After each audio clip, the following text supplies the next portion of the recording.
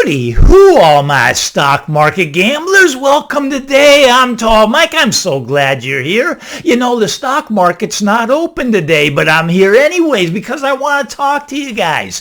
What do I think's going to happen when the stock market opens tomorrow? I think it's actually probably going to continue with this short squeeze. I think it probably has a little farther to run. I think we're at 400 on the SPY, that's called. We'll probably get to 405. We might even see 410.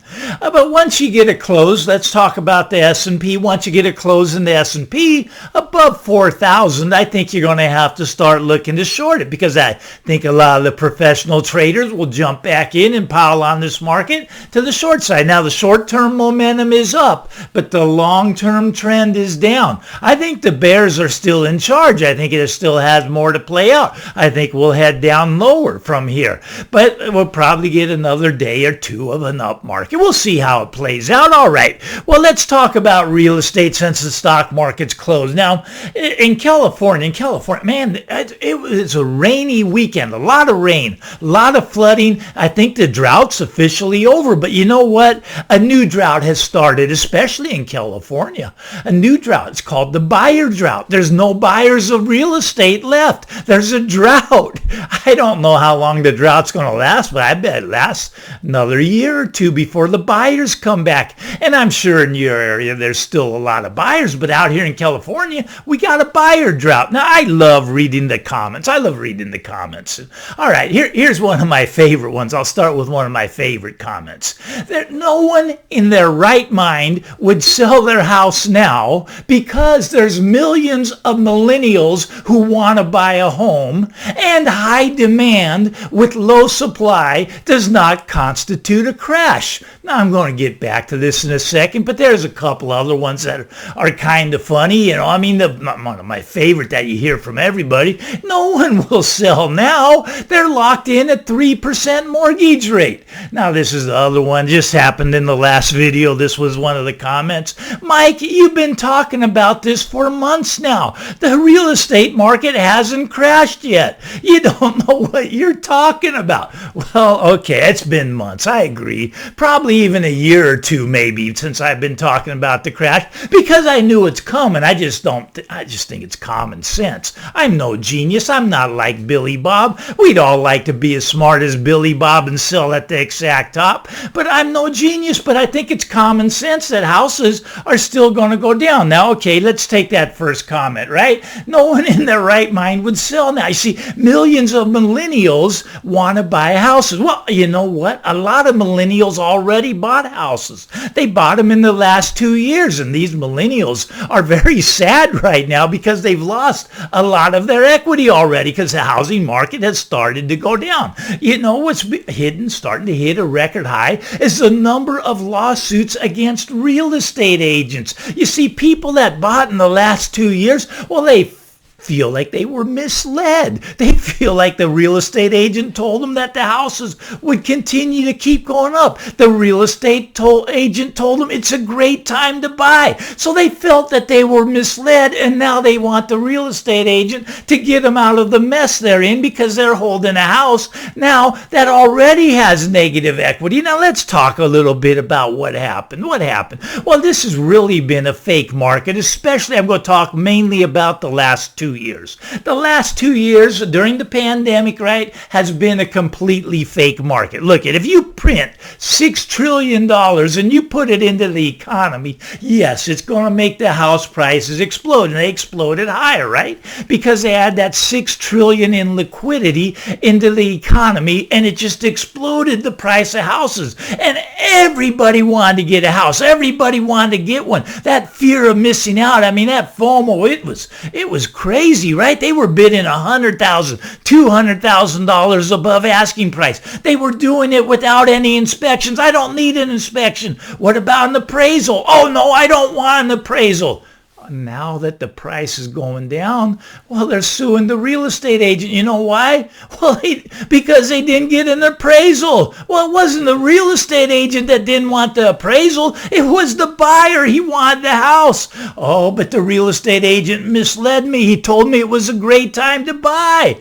Well, yeah, you probably got a little misled. But good luck with that lawsuit. I don't think many of you are going to win those lawsuits. They are out there. They're happening more and more frequently, but I do not think that's a lawsuit you're going to win. So let's talk about the market for the last 2 years, right? So they put their $6 trillion in. Where did they get it from? They just printed it out of thin air. Let's just call it that way, right? And they blew it into the economy in the form of stimulus checks, in the form of PPP loans, in the form of unemployment money, right? So everybody got all this extra money, and they got that 5-10% for the down payment. They went and bought these houses, but there weren't any for sale because everybody was buying them. They were jumping over each other to get in. The FOMO was running wild, right? So they just bid this house up 20% a year, 20% a year, 40, 50% above where they were before the pandemic. Well, now the liquidity's gone away. Where'd the $6 trillion go? Well, it went into the market to make the market stay up,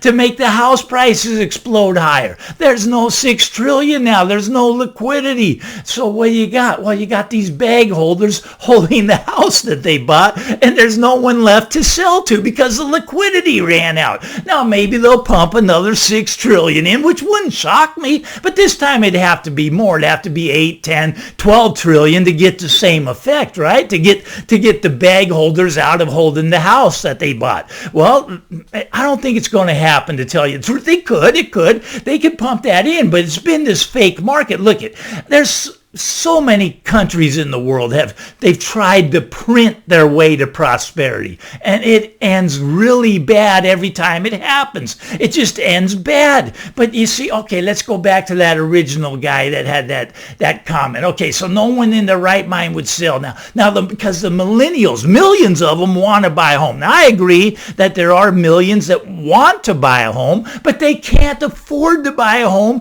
until they get reset to lower prices, until the big, well, I call it the crash. 50% is what I'm calling for, and it's going to come down. It's not going to happen tomorrow. I get that. Look at when I talk about the crash, it's not like a stock market just drops in a day or two. It's not like that. This is going to take a year, 2 years to play out. It's going to take time. And a lot of people going, but Mike, inflation's coming down, interest rates are coming down, mortgages coming down. And that could all be true, but your house is going to come down also. That's not going to change anything. And I do think those are temporary. I think inflation will hit new highs. I think mortgage rates will hit new highs. I don't think we've seen the end of it yet. I don't think that Powell has won the battle against inflation. I don't think that he can lower rates back down to zero. I don't see it happening. Now, of course, your take may be different. Obviously, the guy that wrote the comment, his take is really different from mine, right? Because he's saying this high demand with no supply does not equal a crash. There's no way there can be a crash. Well, okay, high demand, yeah, I agree with that, but the high demand can't buy anything, so that demand is not real. Yes, they want to buy, but no, they cannot buy. Now, we talked about that last time. They do not have a choice. Their choice would be to buy if that were an option for them, but that's not an option because they can't afford to buy. They can't qualify for a loan for the mortgage high enough to buy the house, so they don't have a choice. And we talked about how the seller,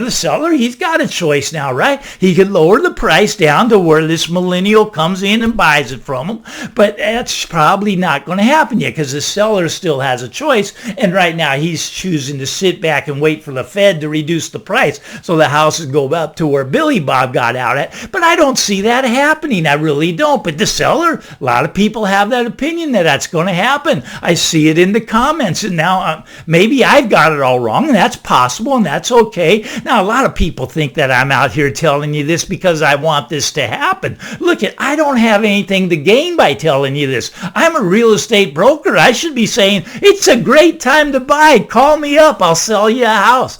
No, it's not that way I work. I don't care if you buy from me or not. It's not that important to me. But I want to give you the truth. I want to give you the facts, but I have a lot to lose. Look, I own my principal residence. I don't want to see it get cut in half. Nobody does. Do I think it's going to? Yes, I do. And if I were smart like Billy Bob, I'd be selling right now and buy it back. But I don't want the headache of moving. I got stuff, and I like having a place for my stuff. So I'm keeping my principal residence. I'm one of those baby boomers getting close to retirement age where most of my net worth is in my house, and I'm keeping my house. I'm not selling. I'm not moving. I like it here. That's just my take. But of course, everybody has differences of opinions. But you see, so the seller does have a choice where he could lower the price down to where the millennial can buy it, and then everyone would be happy. But that's going to be down about 30, 40, 50% off. Now, people will be buying as it goes down.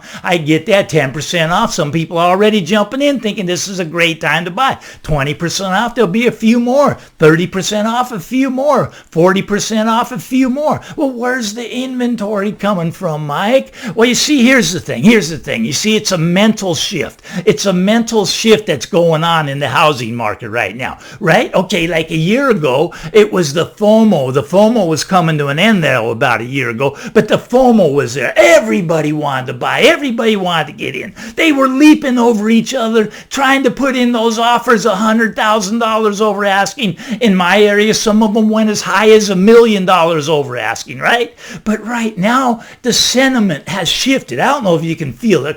Of course, in your area, the sentiment's never going to shift. It's going to stay with the FOMO, but we got the FOGO now, the fear of getting out. Look, when it shifts, it goes from everyone wanting to buy, and it can shift extreme to where everybody wants to sell, right? And that's where the inventory is going to be coming on. Now, not everybody is going to want to sell. Some people are going to be forced to sell. There's going to be layoffs. There's a recession coming. Look at builders. Builders are already getting forced to sell. Now, of course, there's no builders in your area, so that couldn't happen. But you see what happened when they put that $6 trillion into the economy in the last 2 years? Well, the demand went off the charts. What happens when the demand goes up? Well, the builders, they start to build, right? They're going, wow, look at the prices that they're paying, right? So all these builders, they start building as fast as they can, right? So they're building these houses, and they get these supply chain issues. So it slowed them down. They couldn't get them to market quick enough. But now the supply chains are opening up, and they're getting their stuff they need to finish the houses.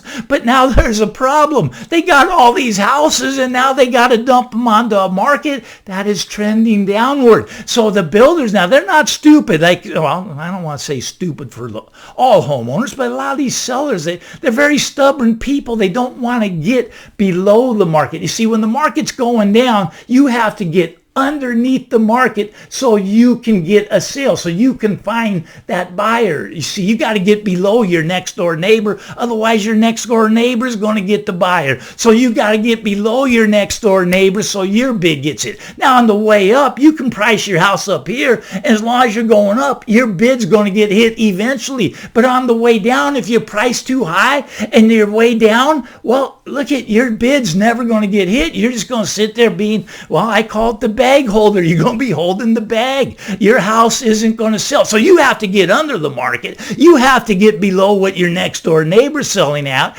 But everybody's going to want to be getting out of the houses because the sentiment's shifting. The mindset's shifting. It's changing. I don't know if you can feel it. A lot of people in the comments, they can't feel it. They think people are crazy who want to sell their house now. I think those people are still really smart because they're getting within 10% of Billy Bob. Now, maybe I'm the one that's crazy. I don't know. I don't know what they're seeing that I'm not seeing. Obviously, I'm missing it. I don't get it. I think it's common sense, right? I'm no genius, but I can see that houses are in big trouble here. And it's circling the drain. The drain is a downward direction, right? It's just, look at things will get back to normal eventually. Now, what is normal? What is normal? Well, it's when the average household income can afford the average house. And that's so far out of skew right now that people don't make enough income to buy the house. And until that shifts to where it meets where the average household income can buy the average house, the market's still out of whack. And it gets out of whack because of this liquidity that they pumped into this. They pumped in $6 trillion in the last 2 years. But if you go back to 2009 till now, I mean, it's $10-15 trillion that they've been piling into this market. And there's no end in sight. They're going to have to keep piling it in. And I do agree that they're going to try. Why not? They don't want this to come down. They want to see it go up. They want to keep the prices high. But it's not going to work this time. They don't have the firepower. They can print 20 trillion. It's, it would hyperinflate the country, and that could save your house price. But is that really saving your house price? No. If they take fiscal responsibility, which I know, that's kind of funny, right? The government taking fiscal responsibility. Okay, I get it. They're not going to, right? They're going to still print money, and they're going to try to prop things up, but this is coming down, and it's coming down hard. And look, if you want to be jumping in now, a lot of people are asking, Mike, is it a good time to buy? I'm a realtor. I'm supposed to go, yeah. I'm saying no. Wait till 2024 and let's see how this plays out. Skip this whole year. Skip 2023. It's going to be a downward pattern. I think you'll be rewarded. That's just my opinion. Of course, you got to make your own decisions and do what you want. Listen to other people. Listen to the comments. A lot of those comments are funny. I get a kick out. Anyways, I got a little carried away on Martin Luther King Day here. Get out there, everybody. Have a great end of your long weekend, and I want to hit that subscribe button, hit the thumbs up, so I can talk to you again real soon. Bye-bye now.